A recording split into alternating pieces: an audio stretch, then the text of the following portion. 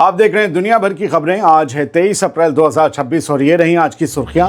ایران کے انرجی اور اکنامک ٹھکانوں پر اسرائیلی حملے کی تیاری۔ ہرمز سے سمندری بارود صاف کرنے کے لیے اٹلی نے بھیجے جنگی جہاز۔ جرمنی میں خود کو شہنشاہ کہنے والے رضا پہلوی پر پھینکا گیا کیچپ۔ ساؤتھ لیبنان میں اسرائیلی فوج کی ڈکیتی، گھروں سے سامان چراتے دکھے فوجی۔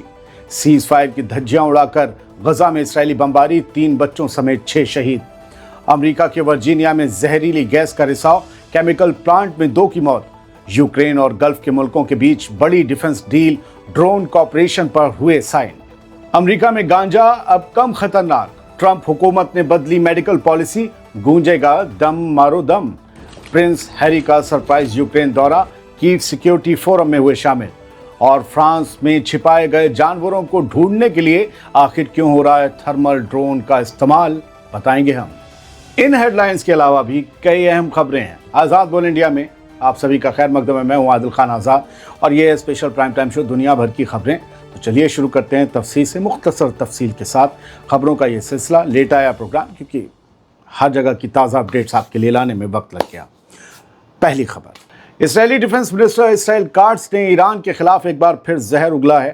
کاٹز نے صاف کہا ہے، بلکہ دھمکی دی ہے کہ اسرائیل ایران کے خلاف دوبارہ جنگ شروع کرنے کے لیے پوری طرح تیار ہے اور اس کے لیے نشانہ بنائے جانے والے ٹھکانے پہلے ہی مارک کیے جا چکے ہیں۔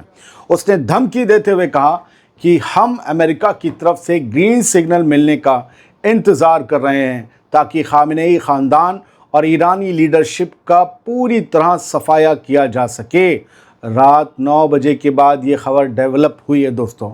اسرائیلی ڈیفنس منسٹر کے مطابق اسرائیل ایران کے انرجی سینٹرز، پاور اسٹیشنز اور اہم اکنامک انفراسٹرکچر پر حملہ کر کے اسے اندھیرے کے دور میں دھکیل دے گا۔ اس بیان سے صاف ظاہر ہوتا ہے دوستوں کہ اسرائیل سیز فائر کے باوجود ایران کو تباہ کرنے کی سازشیں رچ رہا ہے اور حالات کو اور زیادہ خراب کرنے کی فراق میں ہے۔ وہ چاہتا ہے کہ جنگ پھر سے شروع ہو جائے، لیکن شاید اسے معلوم نہیں کہ ایران بھی اس بار اس کے دھرے چھڑانے کے لیے پوری تیاری کر کے بیٹھا ہے۔ بڑھتے آگے، ہرمز سے بارودی سرنگیں صاف کرنے کے لیے اٹلی ایکٹیو ہو گیا، وارشپس بھیج دی ہیں۔ 23 اپریل کو آئی خبر بتاتی ہے کہ اٹلی کے نیوی کے چیف آف اسٹاف نے جو کہا ہے وہ یہ ہے کہ ایک انٹرنیشنل مشن کے تحت اٹلی اپنے 4 جنگی جہاز بھیجنے کے لیے تیار ہے، بلکہ روانہ کر دیے گئے ہیں، جن میں 2 مائن سویپرز بھی شامل ہیں، سرنگیں صاف کرنے والے، بارودی سرنگیں۔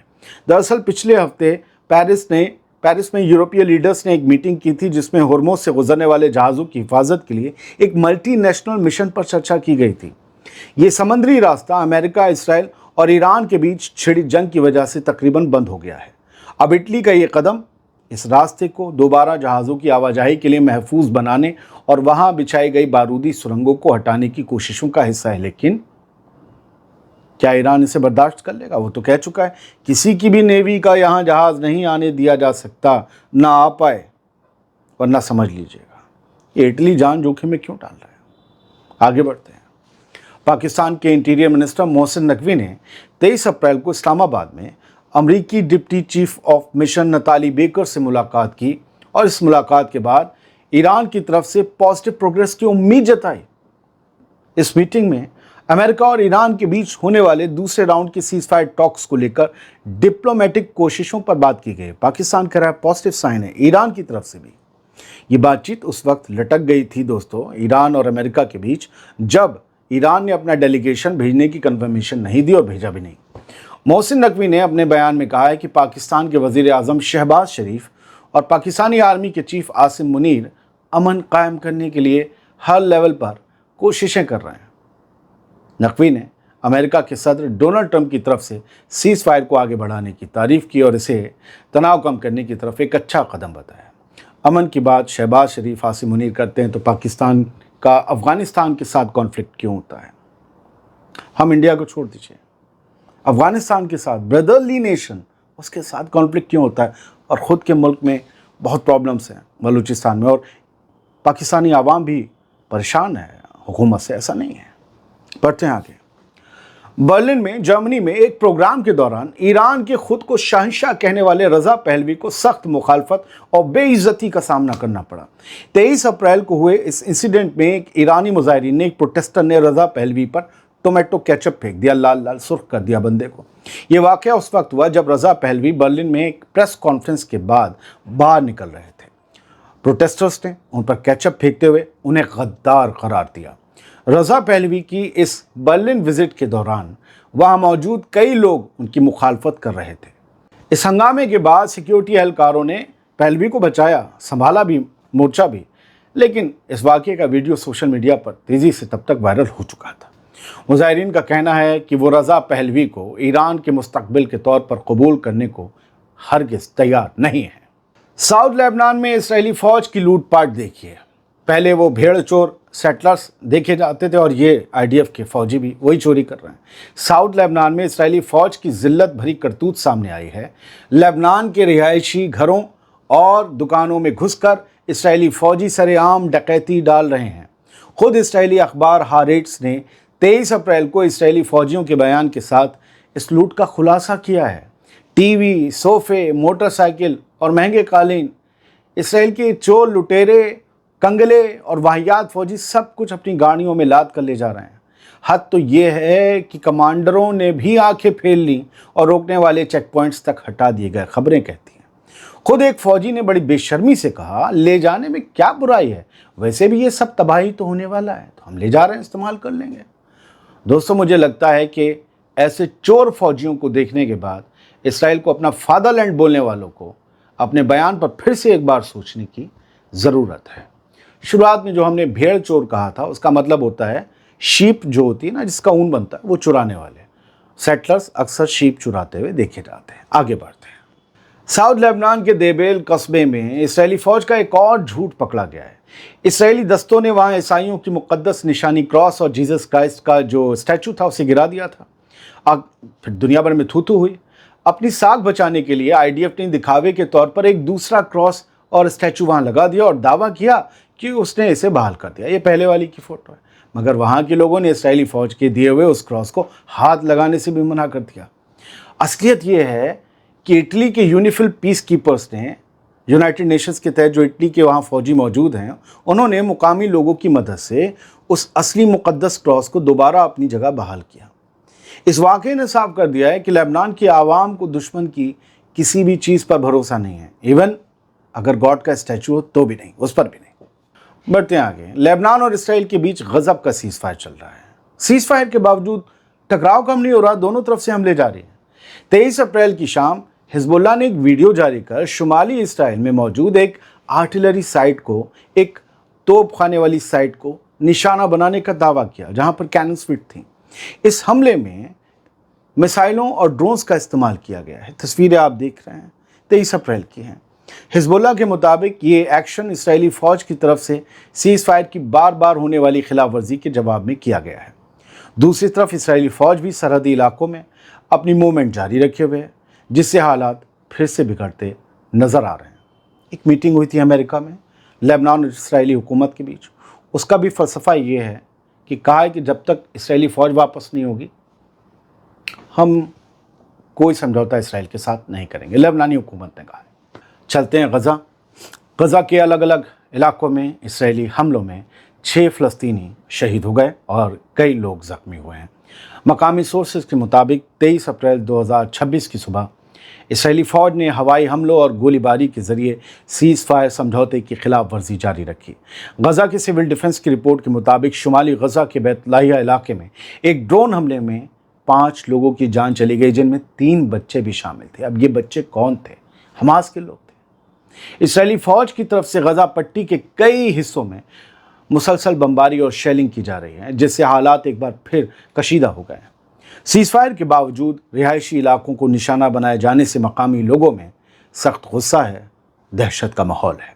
गज़ा से एक अच्छी और थोड़ा सा सुकून देने वाली तस्वीर भी आई। गज़ा के बच्चों ने बेहद मुश्किल हालात और सख्त गर्मी के बावजूद अपनी खुशी और सुकून के लिए खुद ही एक छोटा सा पूल तैयार कर लिया है। वो उसमें स्विम कर रहे हैं।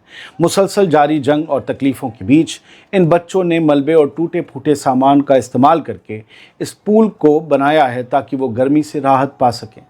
तबाही और घेराबंदी के बीच बच्चों की ये कोशिश दिखाती है कि वो हर हाल में अपनी ज़िंदगी में मुस्कुराहटें ढूंढने की कोशिश कर रहे हैं।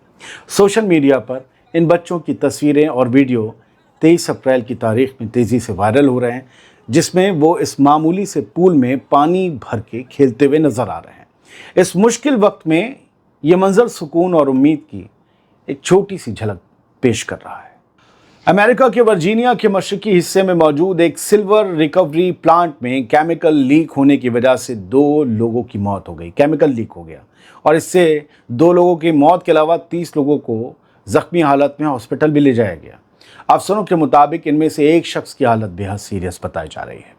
23 अप्रैल को आई रिपोर्ट के मुताबिक यह हादसा कैटलिस्ट रिफाइनर्स प्लांट में उस वक्त हुआ जब वर्कर फैसिलिटी के एक हिस्से को बंद करने की तैयारी कर रहे थे। इस खतरनाक केमिकल रिसाव की वजह से वहां अफरा तफरी मच गई।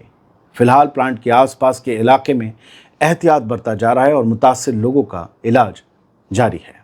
यूक्रेन के सदर व्लादिमीर ज़ेलेंस्की ने 23 अप्रैल को ऐलान किया है कि यूक्रेन ने सऊदी अरब, कतर और यूनाइटेड अरब एमिरेट्स के साथ 3 बड़े सिक्योरिटी डॉक्यूमेंट्स पर दस्तखत किए हैं। इस समझौते का असल मकसद ड्रोन कॉपरेशन और डिफेंस की ताकत को बढ़ाना है। ज़ेलेंस्की ने बताया कि इन समझौतों के जरिए यूक्रेन के प्राइवेट और पब्लिक सेक्टर के साथ कई अलग अलग कॉन्ट्रैक्ट्स किए जाएंगे। दोस्तों, यूक्रेन अब उस महारत और तजुर्बे को इन मुल्कों के साथ शेयर कर रहा है जो उसने जंग के दौरान ईरानी डिज़ाइन वाले ड्रोन्स का मुकाबला करके हासिल किया। रूस ने ड्रोन्स, शाहिद ड्रोन्स और बाकी ड्रोन्स यूज़ किए थे ना यूक्रेन पर। रूस ने यूक्रेन में बड़े पैमाने पर उन शाहिद ड्रोन्स का इस्तेमाल किया है जिनका इस्तेमाल गल्फ के इलाकों में भी होता रहा है और 40 दिन की जंग में भी हुआ। अब इस डील से यूक्रेन और अरब मुल्कों के बीच डिफेंस के मोर्चे पर एक नया तालमेल शुरू होने जा रहा है। बहुत से लोग मानते हैं कि यूक्रेन पिट रहा है और क्या ये अपना तजुर्बा शेयर करेगा। यूक्रेन रूस की जंग 4 साल से झेल रहा है। जो झेल रहा है वो कुछ ना कुछ तो तजुर्बा हासिल करता ही है, अब वही बांटेगा।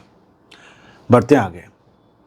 अब अमरीकी लोग जमकर दम मारो दम गाना गा सकेंगे क्योंकि डोनाल्ड ट्रंप की नज़र में अब गांजा खतरनाक माल नहीं है। अमेरिका के सदर डोनाल्ड ट्रंप की हुकूमत ने एक बड़ा फैसला लेते हुए मेडिकल गांजे यानी marijuana को कम खतरनाक ड्रग्स की कैटेगरी में डाल दिया है। 23 अप्रैल को acting attorney general Todd Blanche ने इस ऑर्डर पर साइन किए जो अमेरिकी पॉलिसी में एक बड़ी तब्दीली माना जा रहा है। बड़ी तब्दीली, तभी तो हमने खबर बनाई है। इस फैसले के बाद अब मेडिकल गांजे को शेड्यूल 1, जिसमें हेरोइन जैसे बेहद खतरनाक नशे रखे जाते हैं, वहां से शेड्यूल 1 से हटाकर अब शेड्यूल 3 की लिस्ट में शामिल कर दिया गया है। यानी अब गांजा कम खतरनाक है। हालांकि इसका मतलब ये नहीं है कि गांजा पूरी तरह लीगल हो गया है, लेकिन अब इसे कम सख्त रेगुलेशन का सामना करना पड़ेगा। इस बदलाव से मेडिकल गांजा बेचने वालों को टैक्स में बड़ी राहत मिलेगी और इस पर रिसर्च करना भी आसान हो जाएगा। लंबे वक्त से ये मांग की जा रही थी कि फेडरल गवर्नमेंट गांजे को हेरोइन जैसा खतरनाक समझना बंद करे और अब ट्रंप हुकूमत ने इस तरफ कदम बढ़ा दिया है। यूनाइटेड किंगडम के प्रिंस हैरी 23 अप्रैल को एक सरप्राइज विजिट पर यूक्रेन की दारुलहुकूमत कीव पहुंचे। मुकामी मीडिया की रिपोर्ट्स के मुताबिक वो यहाँ कीव सिक्योरिटी फोरम में हिस्सा लेने के लिए आए हैं। प्रिंस हैरी का ये दौरा पहले से तय नहीं था, जिसकी वजह से इसे काफ़ी अहम माना जा रहा है और इसकी चर्चा भी हो रही है सोशल मीडिया पर। वो इस फोरम के ज़रिए यूक्रेन की मौजूदा सूरत हाल और सिक्योरिटी से जुड़े मसलों पर होने वाली चर्चाओं में शामिल होंगे। कीव पहुंचने के बाद प्रिंस हैरी की इस विजिट ने इंटरनेशनल मीडिया का ध्यान अपनी तरफ खींच लिया है। दोस्तों, फ्रांस की पुलिस अब उन मवेशियों को ढूंढने के लिए थर्मल इमेजिंग ड्रोन्स का इस्तेमाल कर रही है जिन्हें किसानों ने लाजमी वैक्सीनेशन से बचाने के लिए छिपा दिया था, जिन जानवरों को। जैसे इन ड्रोन्स की मदद से इन जानवरों की लोकेशन का पता चलता है, पुलिस और वैक्सीनेशन टीमें फौरन वहां धावा बोल देती हैं और ज़बरदस्ती वैक्सीन यानी टीका लगा देती हैं जानवरों को। किसान इस सख्ती की मुखालफत कर रहे हैं, लेकिन एडमिनिस्ट्रेशन का कहना है कि ये बीमारी को फैलने से रोकने के लिए ज़रूरी है। हालांकि आवाम में इस बात को लेकर काफ़ी गुस्सा है कि पुलिस जितनी तेज़ी और एडवांस टेक्नोलॉजी इन बेज़बान जानवरों को ढूंढने में दिखा रही है, वैसी फुर्ती फ्रॉड, जेब कतरों और सड़कों के गड्ढों जैसी बुनियादी मुश्किलों को हल करने में क्यों नहीं दिखाती। ये मसले वहाँ भी हैं। सरकारी मशीनरी की इस ज़बरदस्ती ने पूरे मुल्क में एक नई बहस छेड़ दी है। बहुत बहुत शुक्रिया। सलामत रहिए, खुश रहिए। पसंद आया हो वीडियो और पूरा ये बुलेटिन तो आगे फॉरवर्ड करिए ना। चैनल आपका, सब्सक्राइब कर लीजिए। Thank you.